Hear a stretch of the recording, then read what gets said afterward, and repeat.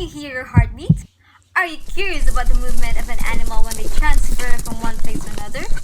Or are you always wondering why there is a difference when a zebra walks and when a zebra gallops? If you're also like us who are wondering, then come study with us about the rhythm of life.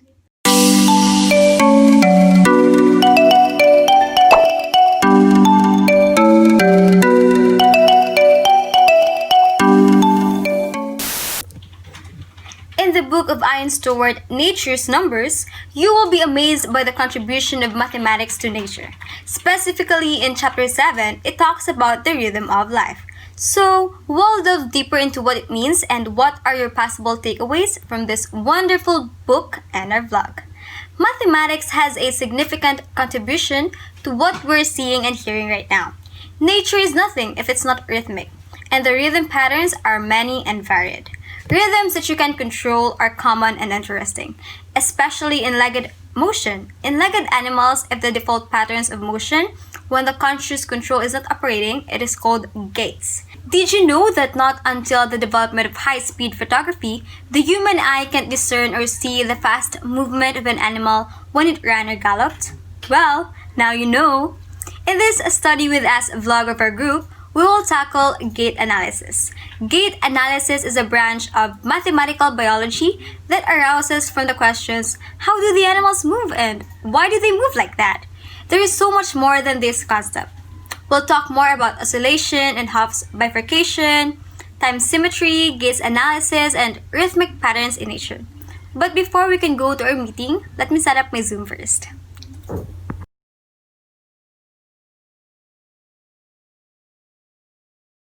Hey guys, what's up? Hi everyone, how's everybody doing? Actually, I'm tired with all the schoolworks, but I'm doing good. Same. Yeah, me too. I'm so tired. What about the book we're reading? What chapter are we? I think we're on chapter 7, the rhythm of nature. Okay, let's try to gain from our assigned parts, shall we?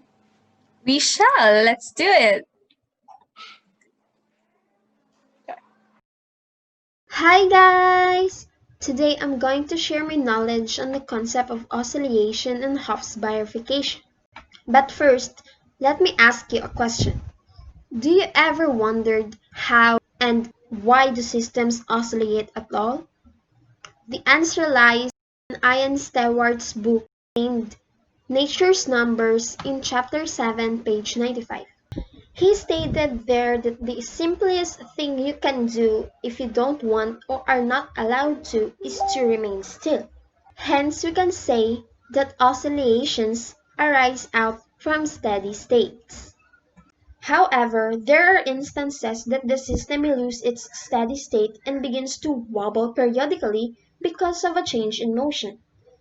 This behavior is called Hof's bifurcation. Can you tell us the history of Hof's bifurcation? It all started in 1942 when a German mathematician called Eberhard Hopf found the general mathematical condition named after himself called Hopf's bifurcation. He described that the idea is to approximate the dynamic of the original system in a particularly simple way, to see whether a periodic wobble arises from the simplified system. He further emphasized that if a simplified system begins to wobble, then the original system does too. Bifurcation, on the other hand, is used as a mental image of what is happening, by which periodic oscillations grows out from original steady states.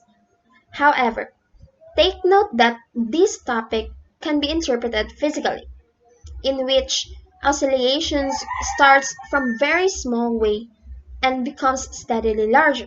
Therefore, the speed of the process is not given an importance in this topic. Its applications in real life includes a ripple on a pond growing from its center and the sound of a clarinet. Envision yourself blowing the clarinet.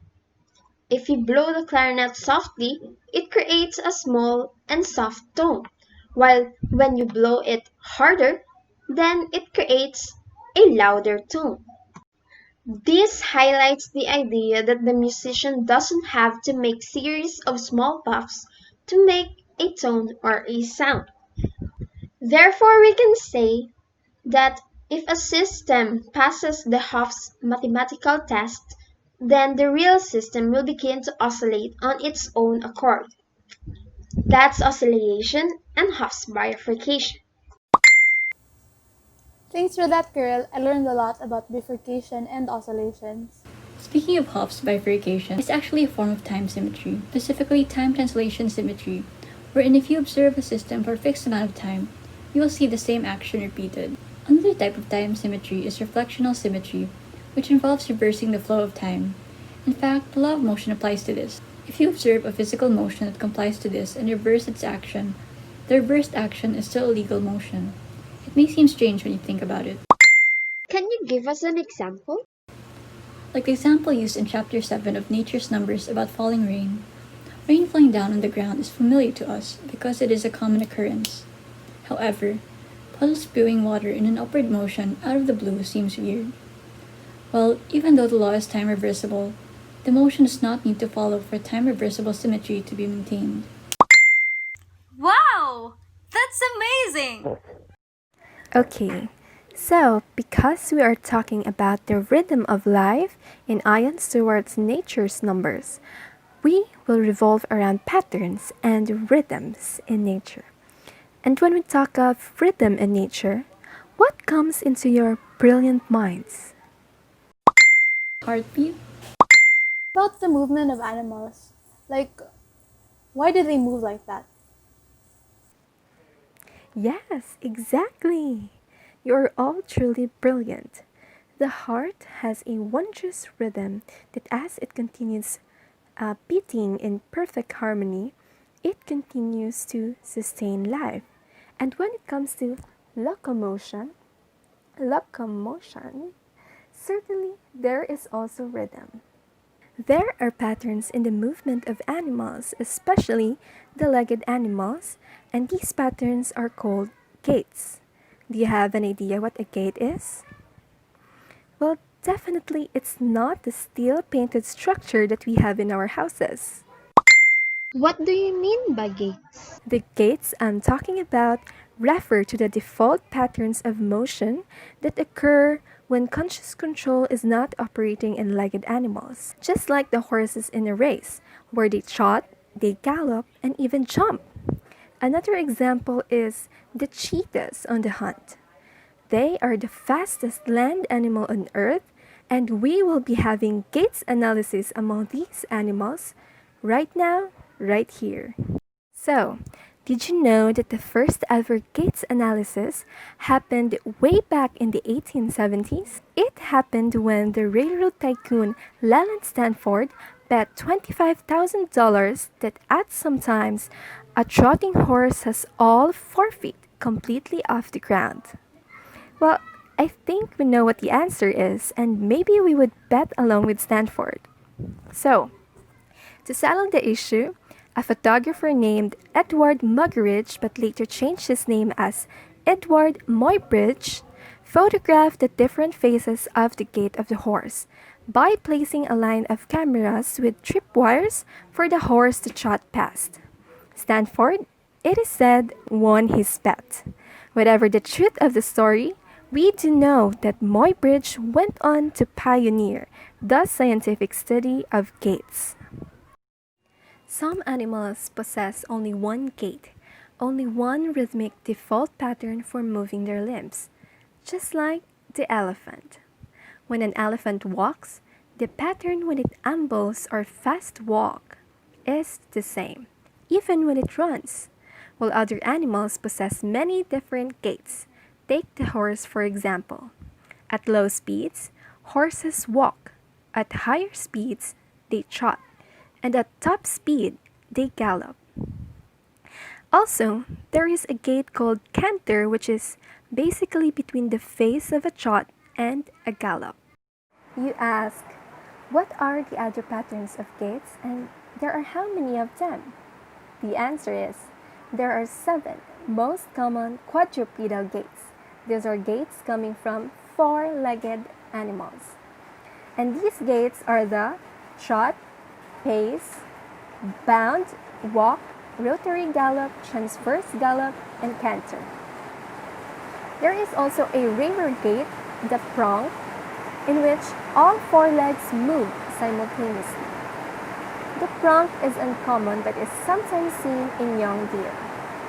While the pace is observed in camels, the bound in dogs, cheetahs use the rotary gallop to travel at top speed, while horses are among the more versatile quadrupeds. They use the walk, trot, transverse gallop, and canter, depending on circumstances. Now, let me share to you some brief descriptions of how some gaits are done. First, we have the trot. The trot is a two-step gait. This means that the horse moves its legs in pairs. It actually moves its legs in diagonal pairs, that is, it lifts the left front near fore and right back off hind legs together, and the right front off fore and left back near hind together. Second, we have the rotary gallop. In the rotary gallop, the front legs hit the ground almost together, but with the right, say for example, very slightly later than the left. Then the back legs hit the ground almost together, but this time with the left very slightly later than the right. Next, we have the canter and the prong. The canter is even more unique.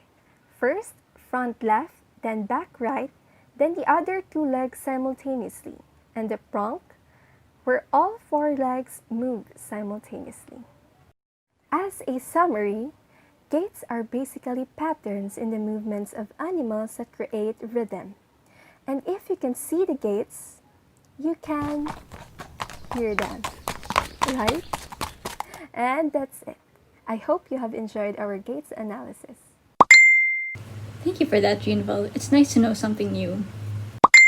I guess we're down to our last portion of the book. Come on, Lexi, tell us something about the rhythms. Rhythmic patterns are present in every nook and cranny of our world, from the music we listen to the way our hearts beat in a steady rhythm. But one of the most amazing displays of rhythm in nature was documented by an American biologist named Hugh Smith back in 1935. He had observed the synchronous flashing of huge swarms of fireflies in Southeast Asia. Amazing, isn't it? He vividly paints the description of the phenomenon, saying, "Imagine a tree 35 to 40 feet high, apparently with a firefly on every leaf, and all the fireflies flashing in perfect unison at the rate of about 3 times in 2 seconds." If I were in his shoes, I think I'd be just staring at what was happening in front of me in awe. Lexi, can I ask a question? I can't help but wonder, why and how do fireflies flash in synchrony? Well, according to Strogatz, synchrony is the mathematical model in which every firefly interacts with one another. The flashing of lights, it's their way of communicating with one another. And the chemical cycle used to create their flashing light is represented as an oscillator. This shows us how mathematics and nature go hand in hand. And phenomena such as this go past the physical boundaries and enter into the mathematical realm. Nature's rhythms are often linked to symmetry. Although it does not answer the questions about the natural world, all the questions about the natural world, the principle of symmetry, breaking, gives us a framework to be able to classify patterns mathematically. That's truly amazing! I learned a lot from our group study. Yes, mathematics is truly the language of science. It is essential in our lives. Of course, mathematics is can highlight many aspects of nature we don't normally think of as mathematical. And I quote Ian Stewart, and in an age when most biologists seem to think that the only thing interesting about an animal is its DNA sequence, this message is something that needs to be repeated loudly and often. Thank you guys for sharing your knowledge. I appreciate it. We need to go because we have to finish some tasks from one subject. Oh, right! I nearly forgot. I also need to pass one of my assignments. I need to go. I need to go. Bye, guys. Bye! Bye! Bye!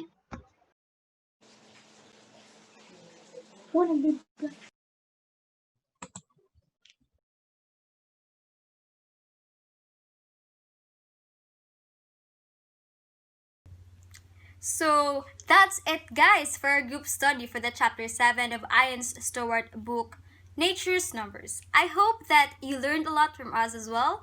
If you like this video, please give it a thumbs up, subscribe to our channel, and if you haven't yet, click on the notification bell so you will get notified whenever we have some new uploads. Thank you and see you in the next one. Bye!